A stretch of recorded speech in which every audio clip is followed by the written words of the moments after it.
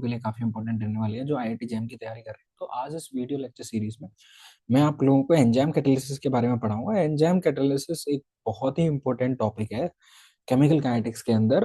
Chemical kinetics जब आप पढ़ोगे तो उसमें आप एंजाइम कैटालिसिस पढ़ते हो। देखो बच्चों, एंजाइम कैटालिसिस से एक क्वेश्चन तो आता ही आता है आपको। तो अगर आपको एंजाइम कैटालिसिस समझना है तो कुछ बेसिक चीजें हैं, पहले हम वो समझ लेते हैं। सबसे पहले हम समझते हैं अपना कैटलिस्ट क्या होता है। देखो, आप लोगों को पता होगा कैटलिस्ट का वर्किंग भी पता होगी। तो बेसिकली क्या होता है कि कैटलिस्ट वो सब्सटेंस होता है जो एक्सेलरेट कर देता है रेट ऑफ रिएक्शन को without taking part in the reaction. मतलब रिएक्शन में पार्ट नहीं होगा, रिएक्शन का पार्ट नहीं होगा, और रिएक्शन की रेट को अल्टर कर देगा। तो देखो, इसको समझने की कोशिश करते हैं with respect to potential energy curve. जब हम पोटेंशियल एनर्जी कर्व ड्रॉ करेंगे एक कैटलिस्ट के लिए, ये कैटलिस्ट कैसे काम करता है उसके रिगार्डिंग, तो देखो एक्स एक्सिस पे हमारे पास पोटेंशियल एनर्जी और वाई एक्सिस पे हमारे पास reaction coordinate, sorry x axis पे हमारे पास रिएक्शन कोऑर्डिनेट्स और वाई एक्सिस पे हमारे पास पोटेंशियल एनर्जी। तो सपोज करते हैं मेरे पास एक रिएक्टेंट है, एक रिएक्शन मैंने कराई, और जो रिएक्शन मैंने कराई कुछ इस तरह से जाती है। देखो बच्चों, ओके, ये कुछ इस तरह से एक रिएक्शन गई। यहाँ पर ये मेरे पास रिएक्टेंट्स हैं और यहाँ पर ये मेरे पास प्रोडक्ट की फॉर्मेशन हो गई है। ये मेरे पास प्रोडक्ट्स है। सो बच्चों, अब देखना आप लोग, ये जो गैप होता है ये यहां से लेकर यहां तक, इसको बोलते हैं ई ए, और इसको बोलते हैं एक्टिवेशन एनर्जी। सो ये जब हमने विदाउट कैटलिस्ट कैटलिस्ट ऐड नहीं किया, जब हमने एक रिएक्शन कराई, सो इसको बोलेंगे E a uncatalysed, E a for uncatalysed. Okay. तो जब हमने अपना रिएक्शन में कैटलिस्ट ऐड कर दिया, तो देखो कैटलिस्ट क्या करेगा। देखो कैटलिस्ट क्या करेगा। कैटलिस्ट हमारा डिफरेंट पाथ प्रोवाइड करेगा और एक्टिवेशन एनर्जी को क्या कर देगा, कम। ओके। सो देखो, रिएक्टेंट भी सेम है, प्रोडक्ट्स भी सेम है, बट इसने क्या किया, एक नया डिफरेंट पाथ प्रोवाइड किया और एक्टिवेशन एनर्जी क्या होगी हमारी, कम। सो इसको बोलेंगे ई ए वन और इसको बोलेंगे ई ए टू। अगर ई ए टू की बात करूं, so E a two is catalysed reaction. So activation energy जो कैटलाइज रिएक्शन के लिए है वो कहीं ना कहीं कम होगी। So it means what catalyst is doing, catalyst क्या कर रहा है, catalyst is providing an different path and lowering the activation energy, lowering the activation energy and increasing the rate of the reaction. देखो अब इसको हम जनरल कैसे समझ सकते हैं। तो सपोज करते हैं हम लैब में ना डिकम्पोजिशन कराते हैं, डिकम्पोजिशन कराते हैं किसका, हम डिकम्पोजिशन कराते हैं H2O2 का। तो जब हम डिकम्पोजिशन कराएंगे हाइड्रोजन पेरोक्साइड का, अगर हम नॉर्मली करा रहे हैं, नॉर्मल डिकम्पोजिशन करा रहे हैं, मतलब कोई कैटलिस्ट वगैरह हम यूज नहीं कर रहे, तो उस केस में जो एक्टिवेशन एनर्जी होती है हमारे पास वो होती है 76 किलो जूल पर मोल। जैसे ही हम जब जो डिकम्पोजिशन करा रहे हैं उसमें थोड़ा सा आयोडीन ऐड कर देते हैं, जब हम आयोडीन ऐड कर देंगे थोड़ा सा, उसकी वजह से जो एक्टिवेशन एनर्जी है वो हमारी कितनी हो जाती है, 57 किलो जूल पर मोल। तो अभी आपने देखा कि एक्टिवेशन एनर्जी कम हो गई। एक्टिवेशन एनर्जी कम होने की वजह से क्या होगा, जो रेट कांस्टेंट है, जो रेट ऑफ द रिएक्शन है, वो कितनी इंक्रीज हो जाती है, अब वो अप्रोक्सीमेटली 2000 टाइम्स इंक्रीज हो जाती है। सो इट मींस कैटलिस्ट काम तो अच्छा कर रहा है। अभी हम एंजाइम कैटालिसिस के ऊपर चलने वाले हैं, एंजाइम कैटालिसिस को समझेंगे। देखो, अब आपको कैटालिसिस तो समझ में आ गया होगा। एंजाइम कैटालिसिस की बात करें तो जो हमारे एंजाइम्स होते हैं वो हमारे बायोलॉजिकल कैटलिस्ट होते हैं।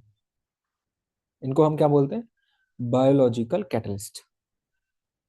तो जो हमारे एंजाइम्स होते हैं वो बायोलॉजिकल कैटलिस्ट होते हैं। अब सपोज करो हम किसी एंजाइम के थ्रू हाइड्रोजन पेरोक्साइड का रिडक्शन कराते हैं, एंजाइम कैटलिस्ट, हम क्या कराते हैं, enzyme catalysed decomposition of hydrogen peroxide कराते हैं।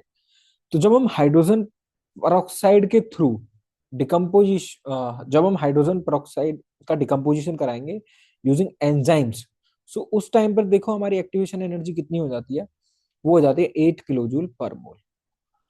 अराउंड अराउंड 10⁻15 टाइम्स रेट हमारी इंक्रीज हो गई। तो इट मीन्स जो एंजाइम्स है वो काफी इंपॉर्टेंट है रेट ऑफ रिएक्शन को इंक्रीज डिक्रीज करने के लिए। तो हमें एंजाइम, पर्टिकुलर जो एंजाइम्स हैं उनके लिए कैसे रेट ऑफ रिएक्शन डिपेंड करेगी, कैसे बाकी सारी चीजें होंगी, वो हमें पढ़नी होंगी।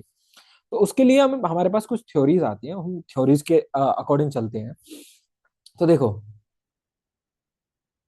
अगर हम थ्योरीज के अकॉर्डिंग चलते हैं तो सबसे पहले जो मेन थ्योरी है, जो जिसमें से आपको क्वेश्चन पूछे जाएंगे, वो हमारे पास है माइकलिस मेंटन थ्योरी। तो देखो, आपने क्लास ट्वेल्थ में ये तो पढ़ा होगा कि एंजाइम और सबस्ट्रेट होते हैं। एंजाइम और सबस्ट्रेट आपस में बाइंड करते हैं, बाइंड करने के बाद एक एंजाइम सबस्ट्रेट का कॉम्प्लेक्स बनता है।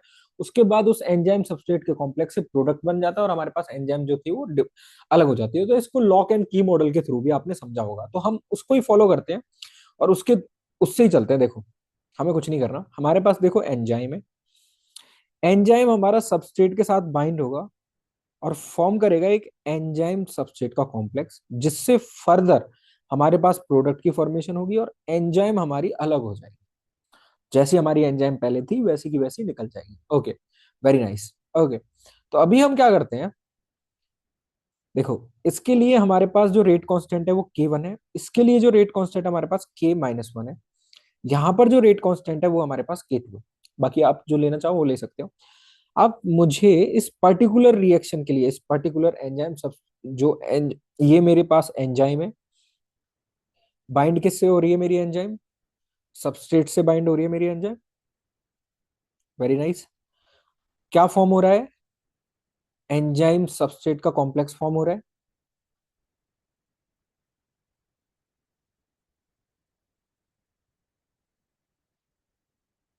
फिर फर्दर मेरे पास क्या फॉर्म हो रहा है, फिर फर्दर मेरे पास प्रोडक्ट की फॉर्मेशन हो रही है और एंजाइम जैसी थी वैसे निकल के बाहर। Very nice. इस पर्टिकुलर रिएक्शन के लिए अगर मुझे रेट ऑफ द रिएक्शन लिखनी हो, देखो, अगर मैं रेट ऑफ द रिएक्शन लिखना चाहूं तो मैं rate of the reaction enzyme के टर्म्स में भी लिख सकता हूँ, रेट ऑफ द रिएक्शन में प्रोडक्ट जो फॉर्म हुआ है उसके टर्म्स में भी लिख सकता हूँ।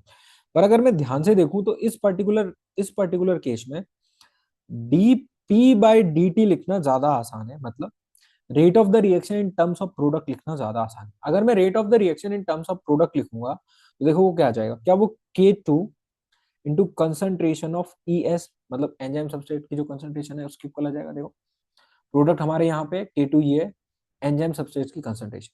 Very good.